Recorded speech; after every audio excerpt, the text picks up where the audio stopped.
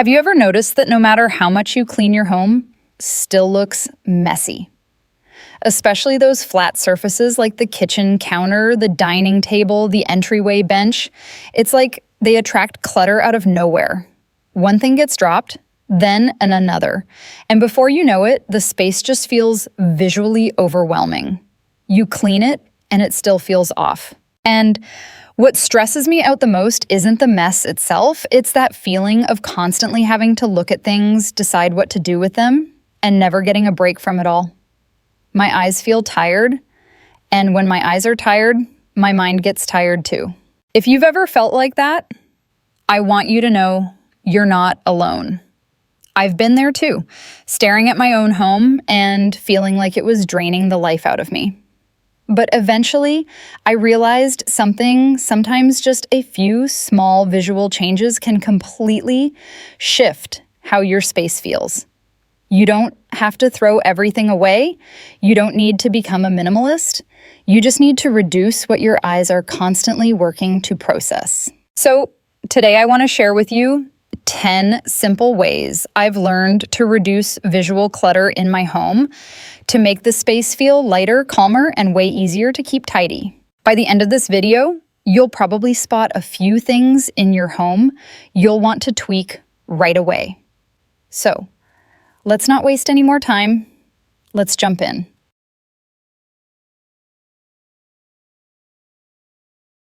Let's get started with being selective about what you display. If every shelf counter or surface in your home is filled with things you like, but you still feel overwhelmed, it might be time to ask a different question. Not, do I like this? But do I need to see all of it all the time? It's easy to over-decorate with good intentions. A favorite mug collection, a stack of books, a candle, a little tray, a photo frame. Individually, none of it feels like clutter. But together, it adds up, and at a certain point, you're no longer enjoying any of it. Your eyes start skipping over things. The space becomes visual background noise. What changed for me was thinking of display space as limited real estate. Not everything I love needs to be visible all at once. I started rotating things, 3 items on a shelf instead of 10. 1 framed photo instead of a row. And suddenly, each item had room to breathe. I actually noticed and appreciated them more. It's not about having empty shelves. It's about letting your favorite things stand out instead of getting buried in the crowd. And if you're looking for something even simpler, the next video walks through a few small, easy wins. Just little things around the house that most of us hang on to without realizing. They're quick to let go of, and honestly, getting rid of them feels really good. You don't need to prep or plan. You can start while you watch. And please, click subscribe so you don't miss it. Now back to today's content.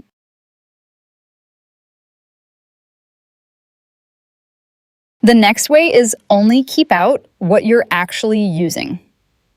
If your surfaces are always covered, even after you've just tidied, the real issue might be how many items are left out by default. And not because you're using them, but because they're just there. I used to tell myself it didn't matter, that leaving out the blender, the pile of papers, or the extra chargers wasn't a big deal. But the problem is the more items you leave out, just for now, the more your space becomes storage instead of functional. And over time, your brain stops seeing the mess, but your energy still pays for it. So here's the rule I follow now. If I'm not using it in the next 24 hours, it gets put away. Not next week, not sometime soon. If I'm not reaching for it today or tomorrow, it doesn't need to be sitting out. That means, yes, I put the blender away, even if I'll use it again in 2 days. I file the papers, even if I'm not done with them yet. And yes, it takes an extra few seconds. But what I get back is a space I can actually breathe and move in, not just a flat surface covered in good intentions. You don't need to aim for emptiness, just stop storing things in places you actually want to use. Now, let's move on to the next.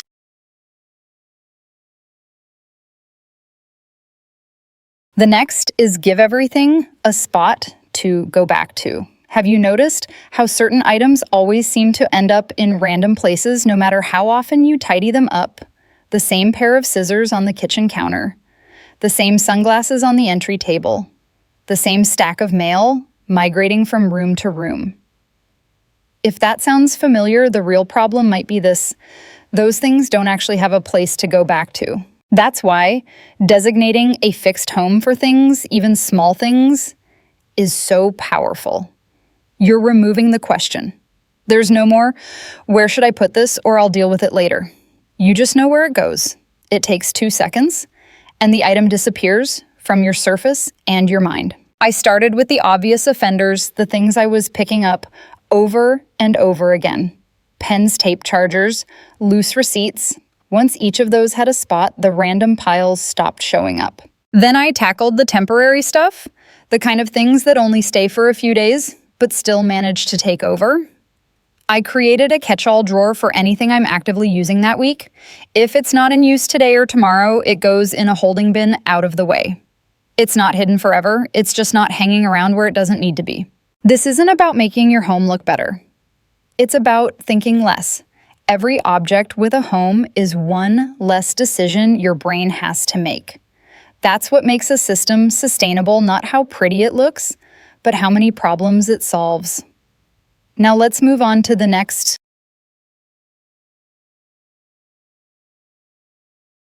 Now we come to use matching containers and use them intentionally. You don't need bins to be organized, but if you're going to use containers on shelves in cabinets in open storage, then the way they look and fit together matters more than people think. I used to grab random bins just because they were on sale or looked cute, but when I got home, they'd be slightly too big, too small, the wrong shape, or not enough of them to fill the space properly. So instead of looking organized, the area looked mismatched and busy, and I still couldn't find what I needed easily. Eventually, I started doing it differently.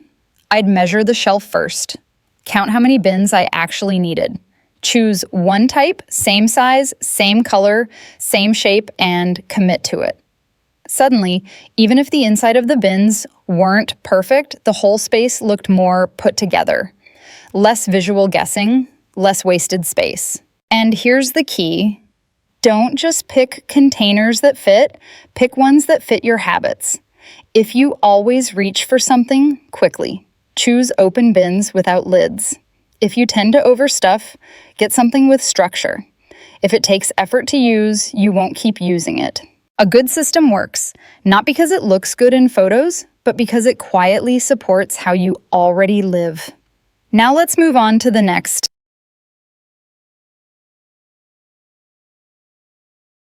The next is set limits.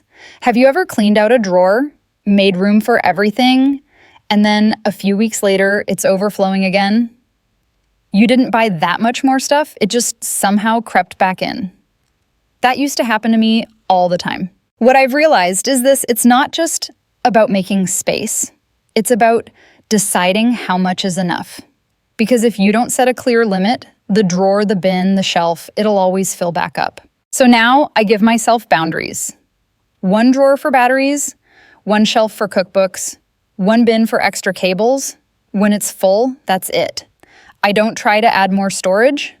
If I want to add something new and it's already full, I have to take something out. I open the bin, look at what's already in there, and pull out whatever I haven't used in a long time. Maybe it's something broken, outdated, or just no longer needed. That makes space for the new item and keeps the volume from creeping up over time. This doesn't mean being strict or extreme. It just means using space as a signal. If something new comes in and there's no room for it, it might be time to let something else go. This small shift makes a big difference. It saves me from constantly reorganizing the same stuff, and it helps me see when things are starting to pile up before they become a problem. Now, let's move on to the next.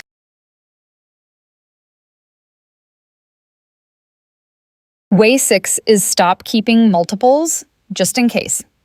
It's easy to justify keeping extra versions of the same thing: an old phone charger, a third pair of scissors, 5 spatulas in the same drawer.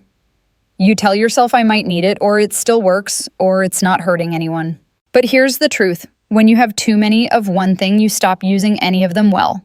You forget where they are, you reach for the same one every time, and the rest just take up space in your home and in your brain. Now, when I see duplicates, I ask one question.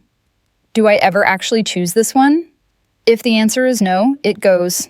I only need one go-to version. The rest are just backup for a scenario that almost never happens. Having fewer options makes it easier to find what you want, use it fully, and keep the space clear. Just because something still works doesn't mean it's still useful to you. Now let's move on to the next.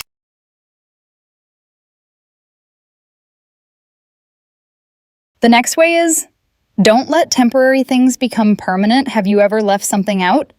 Just for a day and 2 weeks later, it's still sitting there?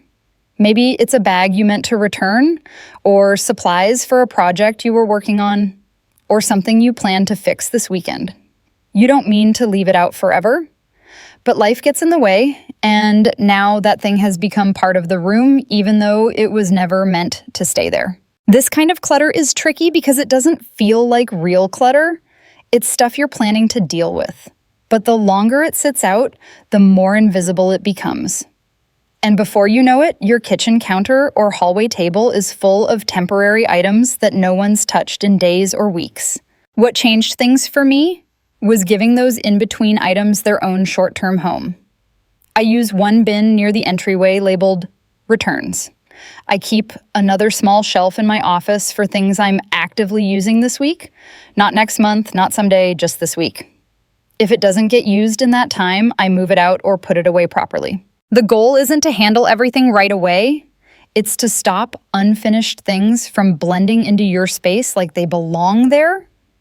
Temporary should stay temporary. If it's still out after a week, either you're not going to do it or it needs a real place to live. Now let's move on to the next.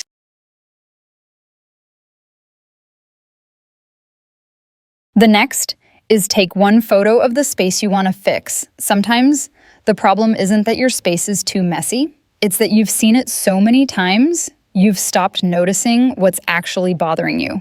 That's why one of the simplest things I do when I'm stuck is this. I take a photo. Just a regular phone photo of the counter, the shelf, or the room I've been meaning to deal with.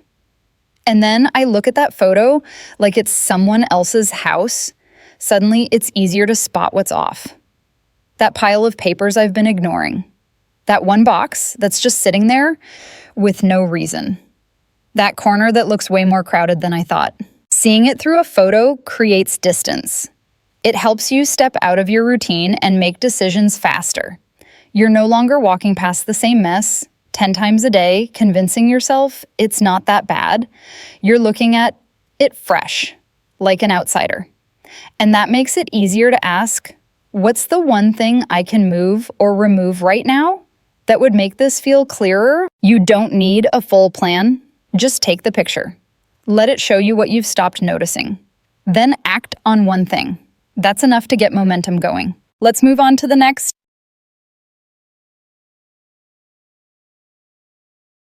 The next way is hide your cords, even the harmless ones. If your room feels cluttered and you can't quite put your finger on why, look at your cords.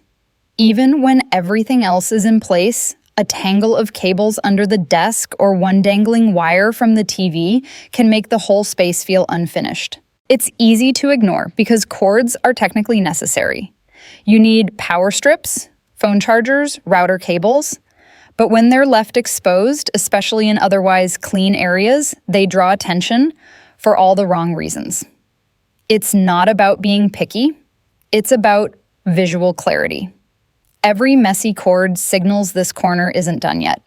What changed things for me was treating cords like part of the setup, not an afterthought. I started using simple cord covers for things like the TV and floor lamps.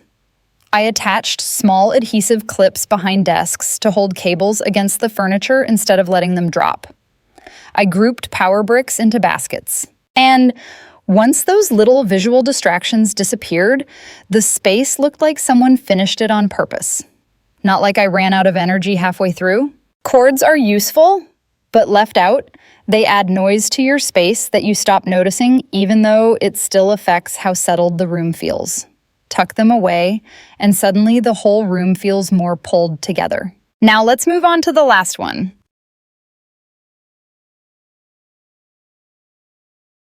The last way is remove distracting labels and packaging. One of the easiest ways to reduce visual clutter, and one that made a big difference in my own home, is to take a second look at all the packaging sitting out in plain sight. A lot of everyday items come in loud, colorful, overly branded packaging. And while that works in a store, it's designed to grab your attention. It can feel really jarring when it's sitting on your bathroom counter or your kitchen shelf, day after day. I used to ignore it honestly. I thought, it's just a bottle of dish soap, who cares? But once I started to really notice how much packaging was constantly in my line of vision, I realized how much visual noise it was adding to my space and to my brain. Now I make a conscious effort to remove or transfer packaging for the things that live out in the open. I'm not saying you need to decant your entire pantry or turn your home into a Pinterest board. That's not sustainable for most people, definitely not for me. But I focus on a few key areas, like the hand soap by the sink, the cereal boxes on the counter, or even the random vitamin bottle that always ends up next to my coffee machine. If a label peels off easily, I'll remove it. If not, I'll transfer it into a simple neutral container. Even an old jar or plain pump bottle works fine. It doesn't have to be expensive or perfect. The goal is just to remove the extra visual shouting so that the things I use every day feel quieter, calmer, and more in sync with the space around them. You'd be surprised how much this small change helps your home feel more peaceful, even if you don't actually own any less stuff.